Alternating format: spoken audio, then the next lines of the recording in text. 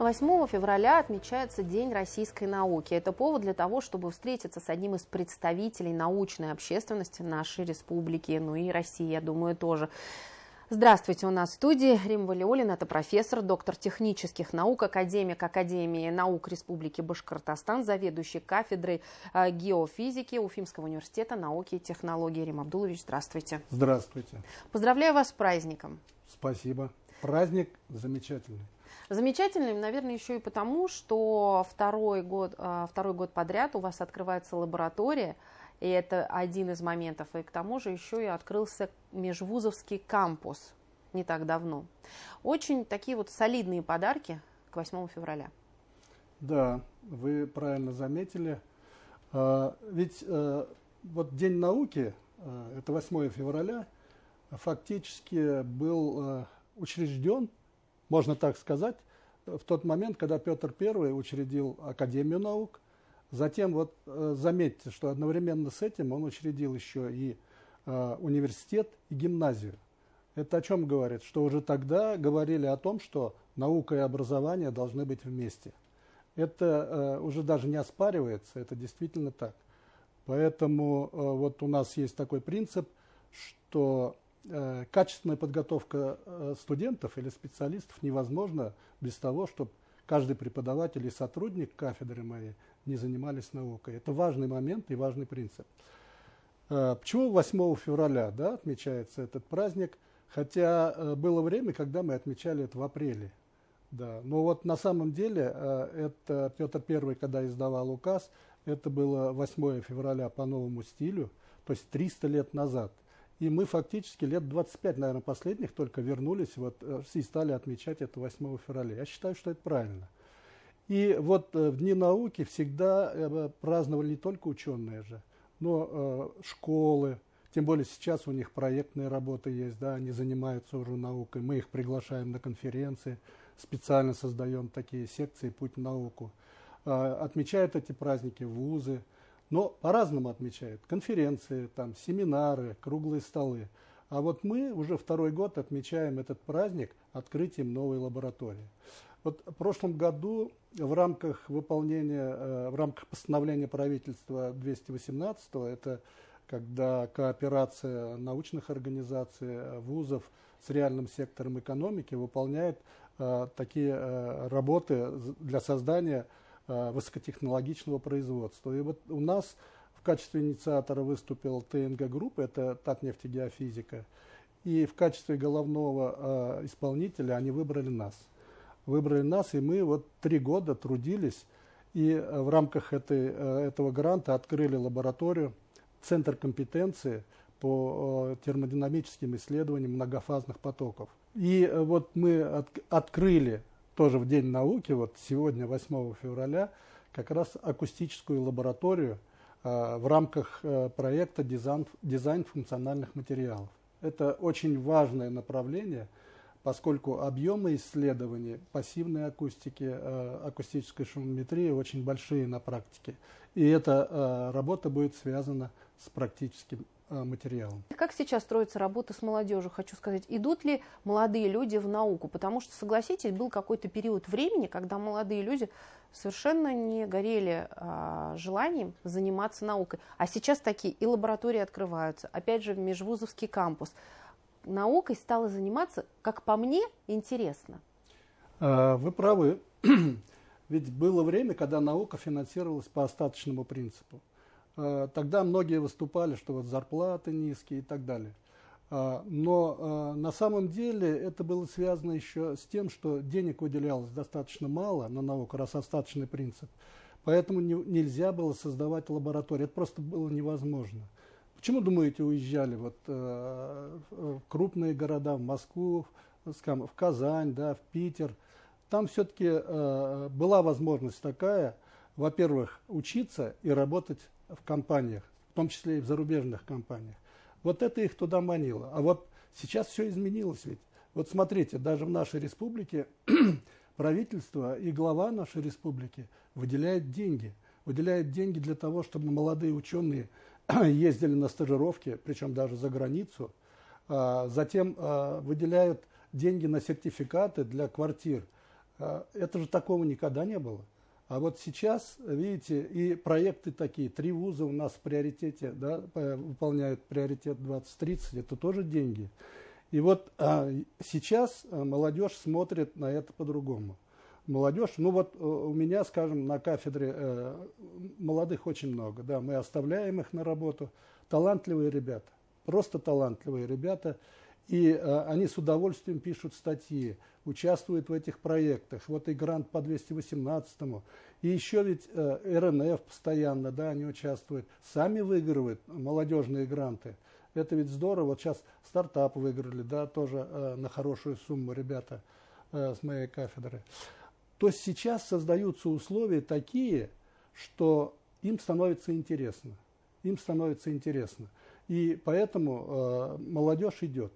Молодежь идет, и я думаю, будет идти. Вот это создание кампуса, это ведь тоже еще один пример того, что вот я был на открытии, ходил, смотрел, там 3 вуза, каждому вузу 2 этажа на лаборатории, такие пространства, такие возможности, да. А сейчас еще, если построят эти общежития, а их построят же, вот 7 башен, это общежития в основном будут, у них будет возможность здесь видеть и приезжих профессоров, будет возможность ходить на другие этажи, смотреть, как там другие вузы работают, чем занимаются. А ведь это возможность вклиниваться в эти работы и предлагать свои услуги. То есть и пространства такие, да, и лекции там будут читаться. Ну, я считаю, что сейчас все изменилось и меняется. Я думаю, в положительную сторону. Поэтому молодежь, я думаю, будет идти. Она начала идти вот из-за того, что правительство наше республиканское уделяет очень много внимания науки. И была одна проблема, которая была свойственна в вузах российских, была некая оторванность от теории от практики. Как сейчас вот у вас обстоят с этим дела? Могут ли молодые люди затем, после получения образования, найти работу? Вот тоже интересный вопрос, потому что меня всегда удивляло, когда ученый выступал и говорил: помогите найти индустриального партнера. Ну, такие ученые есть. Но я считаю, что лучше, чем сам ученый, разработчик какого-то направления, какой-то аппаратуры, кто может знать своих индустриальных партнеров. Вот у нас все поставлено по-другому. Мы с основания геофизического направления в университете, а это мы в этом году будем отмечать 60 лет этому направлению, основатели этого направления сразу же поставили такую задачу: связь с практикой. Без этого просто результата не будет. Поэтому даже следующий принцип у нас такой вот на кафедре. Каждый преподаватель и сотрудник должны понимать и знать, для кого мы готовим, для каких предприятий и чем они будут там заниматься. Вот это все взаимосвязано, поэтому у нас такой проблемы нет с распределением, да, что там контакты очень большие у нас с индустриальными партнерами. Ну и даже взять выпускники, ведь уже мы выпустили очень много, занимают позиции. Вот Башнефтегеофизика, крупное объединение, генеральный директор наш выпускник. Когалымнефтегеофизика, генеральный директор наш выпускник. Я хотела бы вас попросить рассказать о вашей научной деятельности, которая напрямую сопряжена именно с производством. Вы ведь работаете с крупными предприятиями, с крупными компаниями. Расскажите об этом. Да. Ну, на самом деле это так. Но даже не только с отечественными предприятиями. Мы работали... Московский научный центр Шлюмберже, мы работали больше 20 лет с ними. Но в связи вот с санкционными делами, они сейчас, понятная вещь, мы сейчас с ними не работаем. Но как они нас нашли? Они нас нашли же, вот понимаете?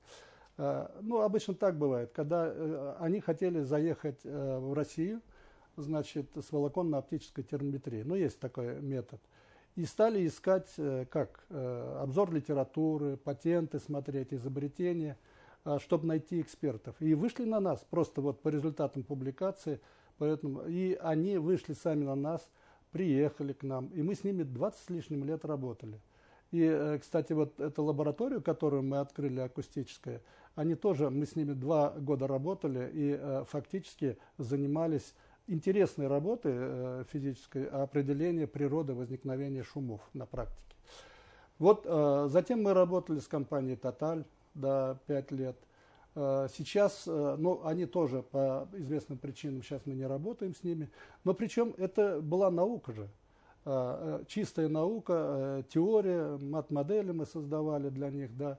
Сейчас мы работаем и продолжаем работать с Aramco Innovations. То есть это тоже исследовательский центр. В России они все, вот эти исследовательские центры, и были, и есть сейчас, да, вот с ними. И тоже они вышли на нас по нашим публикациям, по нашим работам, и с ними работаем. С российскими компаниями работаем тоже в большом объеме. Мы создаем программное обеспечение. Вот есть такие программы, которые мы создали для обработки и интерпретации геофизических данных. Лицензий мы распространили очень много. Сейчас мы занимаемся созданием программного обеспечения на основе математического моделирования. То есть создаем симуляторы. И фактически в России этим занимается очень мало коллективов вот, насчет симуляторов. И мы их тоже распространяем, продаем и заключаем договора с компаниями и для них готовим вот эти программные обеспечения. По сути, вы сейчас рассказали тот самый путь, который можно пройти и который уже вы, по сути, проложили. Да. Хороший вопрос, я ждал, что вы его зададите. Вот, понимаете, сейчас мы объединились, да, ведь вот у нас Уфимский университет науки и технологий. Значит, но геофизика осталась, да, кафедра геофизики. Мы принимаем, готовим специалистов, это инженерная должность, готовим бакалавров и магистров, и готовим и заочное, и дневное отделение, и готовим аспирантов. То есть вот это очень хорошее, интересное направление. И оно связано с чем? Потому что оно наукоемкое. Здесь нужно знать и математику, и физику, и геологию, и информатику. В общем, здесь радиотехнику, да, вот это все заложено в геофизике. Во-первых, сейчас кругом цифровая регистрация. Все компьютеризировано. И регистрация, и интерпретация, сбор материалов. Очень интересное направление. И самое главное, наши выпускники востребованы. Ведь качество подготовки специалистов определяется востребованностью. Если они не востребованы, значит готовят плохо. Приглашаем специалистов, которые читают лекции, это очень важно. И они рассказывают, чему посвящена работа, чем они будут заниматься. То есть со студенческой скамьи они уже работают. Вот меня всегда спрашивают: Иван Абдулович, ну вот я буду пропускать, ничего. Я говорю: работаешь? Работай. Ладно. Это мы учитываем это и даже поощряем это. Если они начинают работать, у них появляется интерес. Потому что, вот смотрите, до 3-го курса, до практики, интереса особого нет у студентов. Но когда они съездят на практику, приезжают, они другими глазами смотрят. Говорят: надо было нас на 1-й курс отправить туда. Наши выпускники востребованы, поэтому я приглашаю молодежь, да куда? Только к нам, в Уфимский университет науки и технологий и на кафедру геофизики. Ну, на физику, на физфак. Мы на физфаке находимся. Спасибо огромное. Напомню, это была программа «Интервью». Спасибо, что были с нами.